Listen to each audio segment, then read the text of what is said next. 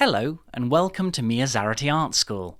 In this video we're going to look at the work of Japanese artist Tadanori Yokoo and his exhibition GENKYO YOKOO TADANORI at the Museum of Contemporary Art Tokyo, which runs from July 17th to October 17th, 2021. Who is Tadanori Yokoo? Tadanori Yokoo was born in Nishiwaki, Japan in 1936 and is one of the most famous living Japanese artists. His signature style of psychedelia and pastiche incorporates a broad range of cultural and visual references from Japan and around the world. Working in many different forms, including graphic design, illustration, printmaking, and painting, his practice straddles art and design, and he continues to inspire artists and designers to this day at the age of 85. Why is he famous? Though retiring from commercial work and taking up painting after seeing a Picasso retrospective in 1980, Yokoo remains best known for his bold, brightly coloured collage-like poster designs of the 1960s. Breaking away from Bauhaus-led abstraction that was big at the time, he set out to challenge the state of culture and politics in post-war Japan by incorporating recognisable forms such as the rising sun symbol, express trains, and Hokusai-style waves. It was this work of the 1960s that first caught my eye when I spotted one of his designs entitled Landscape with Glasses and Hat on a Uniqlo t-shirt. I instantly fell in love with his distinctly bold and playful graphic style, so I bought it on the spot and wore it until it fell apart. From there, I got into his books, where he is wonderfully inventive in his use of text, illustrations, and abstract graphics. It's also important to note that his powerful and bold graphic work reproduces extremely well, and its presence on a whole host of commercial products, including clothing and homeware, ensures he remains in the public eye. Overview of the exhibition. GENKYO YOKOO TADANORI at the Museum of Contemporary Art Tokyo is the largest ever presentation of Tadanori Yokoo's art and centres on paintings, though some early graphic works are included. This exhibition was curated by Minami Yusuke under Yokoo's supervision. The early paintings, 1980s. From the first room of this exhibition with its spotlit canvases, it's clear that Yokoo wants to be seen as a painter first and foremost.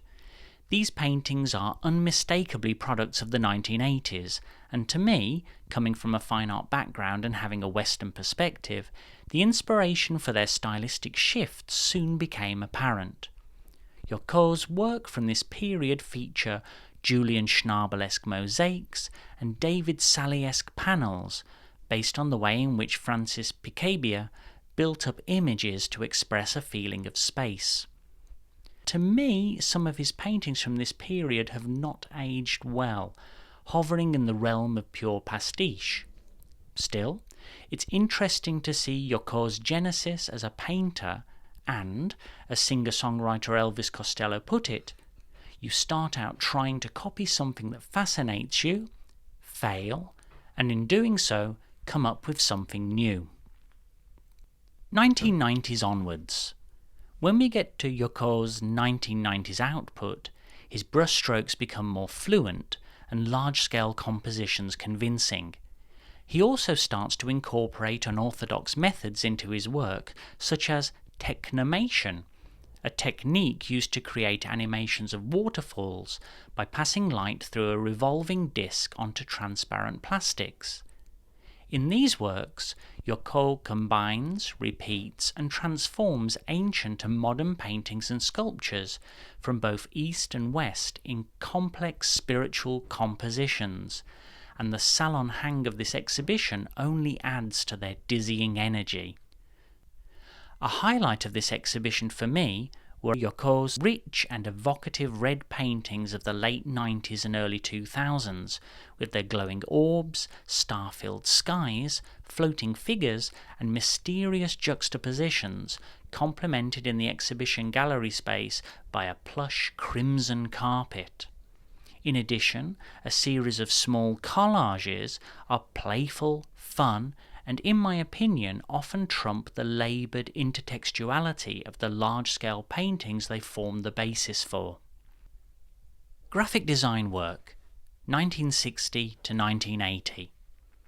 By far the busiest rooms in the exhibition are the ones which showcase his graphic design output from 1960 to 1980, including posters, record sleeves, magazine covers, and illustrations. Even his later reworkings on canvas of these works don't detract from the impact of his early output, which is still fresh and exciting 60 years later. I wonder how it feels to want to be taken seriously as a fine artist, but most people see you solely as a graphic designer. One could ask the same of Kashiwa Sato, after seeing his little-known Flow series of paintings in the last room of his retrospective at the National Art Centre Tokyo, which, and I quote, "symbolise his excellence as a painter." It seems that there are many designers who covet the title of artist. Why could this be? The Ghost of Picasso. As mentioned earlier, Yokoo was inspired by Picasso to become a painter, not so much because of an admiration of Picasso's painting as of his lifestyle.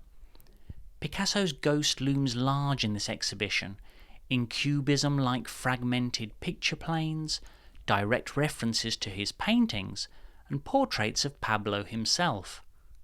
However, Yokoo seems too in awe of his mentor to step out of his shadow and subvert his legacy. If anything, Yokoo's work could be seen as a continuum of Picasso's macho posturing and cult of personality. Through his insistence on painting the female nude constantly, like Picasso before him, it's not hard to see how his paintings reinforce the notion that women should be subservient to men, especially in Japan's powerful patriarchy. However, focusing on this angle alone, though important, would be far too reductive, and it would do Yokoo's work a disservice, as his paintings remain wildly inventive and far from boring. This exhibition is a fantastic opportunity to see how Tadanori Yokoo's work has developed over the past 60 years, from graphic designer to fully fledged painter, and with over 600 items on show, it's well worth a visit. The organisers of this exhibition say his recent efforts almost cancel out his works of the past. And while the rapidly executed canvases that make up his pandemic output, presented here for the first time, are unlikely to replace his early graphic design works in the public consciousness, it's hard not to respect the fact that he's still devoting himself to painting in his studio every day, like his mentor Picasso did at the end of his life. Yokoo's passion for his work and devotion to his craft continue to be hugely inspiring, and I hope to have his energy at the age of 85. If you enjoyed this video, hit that like button and subscribe to see more from MIEZARUTE Art School. Thanks a lot for watching, and see you next time.